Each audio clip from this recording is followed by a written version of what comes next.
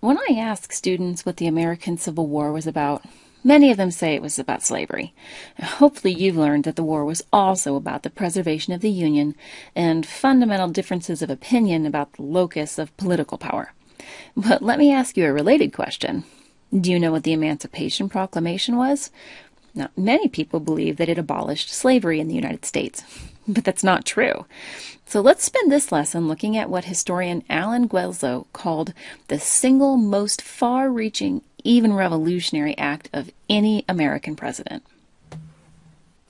For most of his political career on record, Abraham Lincoln had deep misgivings about emancipation. He later told one of his generals that he had struggled to avoid the issue of slavery throughout the Civil War. But as the war approached its third devastating year with no end in sight, he began to consider all of his options.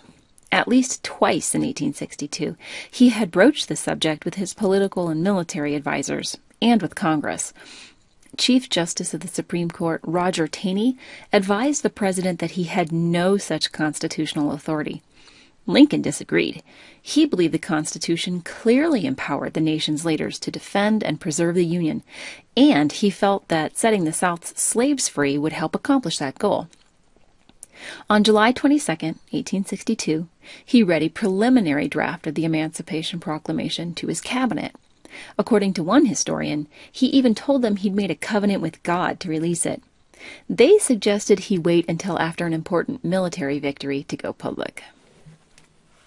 Congress had recently passed a law allowing troops to confiscate property, including slaves, so the president knew there was public and political support for the measure. Then the Battle of Antietam gave him the opportunity he needed. On September 22nd, President Lincoln issued an ultimatum to the states in rebellion. Lay down your arms, or I will free all of your slaves on New Year's Day. As you might have expected, no one took him up on the offer.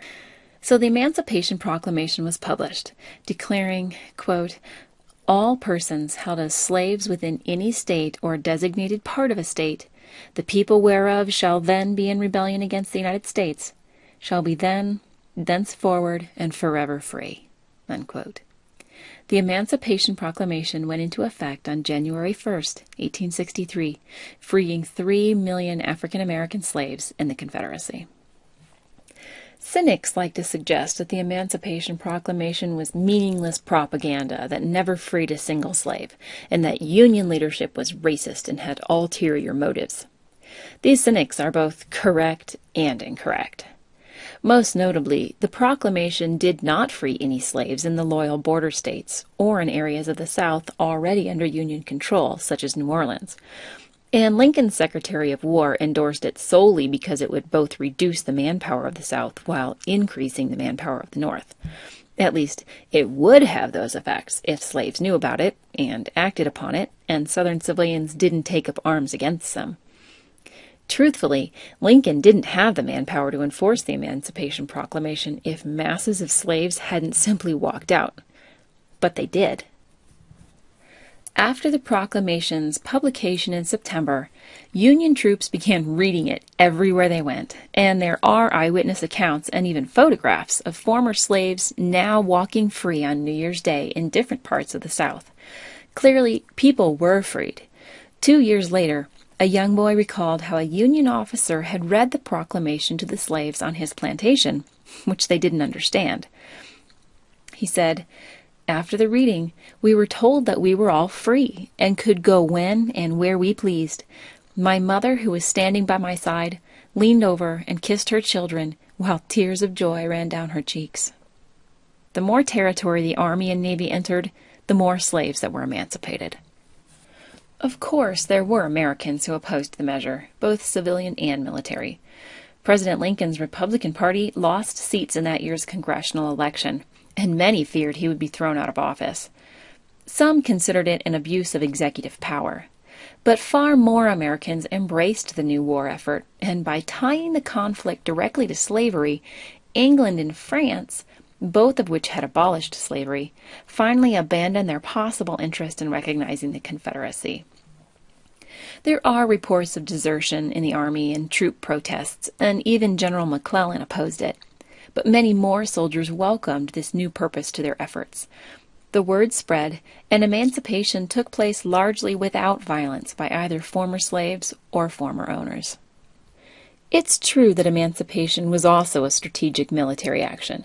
For one thing, slaves were more than just laborers to process cotton. They acted essentially as support staff both in the army and on the home front, so their release would devastate the enemy's resources.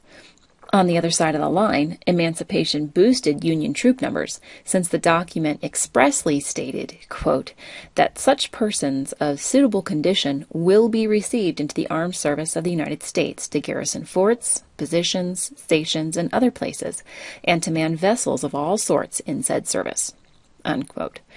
By the end of the war, nearly 200,000 African Americans fought for the Union. No, they weren't treated equally, but neither were they just cooks and stable boys. They were soldiers, and they were free. Slaves in the Confederate Army were obviously more difficult to liberate, but many managed to escape in the confusion that accompanied the proclamation.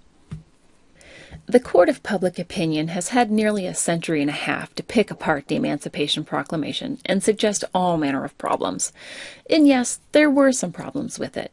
But all of these issues don't change the fact that President Lincoln was on the right side of an ugly debate, and that 3 million Americans were released from slavery forever, and the Civil War, with a new moral force behind it, was at its tipping point. Let's review. 2 years into the American Civil War, President Abraham Lincoln began considering an action to free slaves in the South. He sought input from many sources and received conflicting opinions.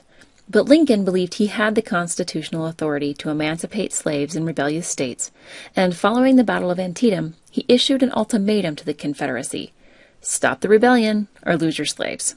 They chose the latter.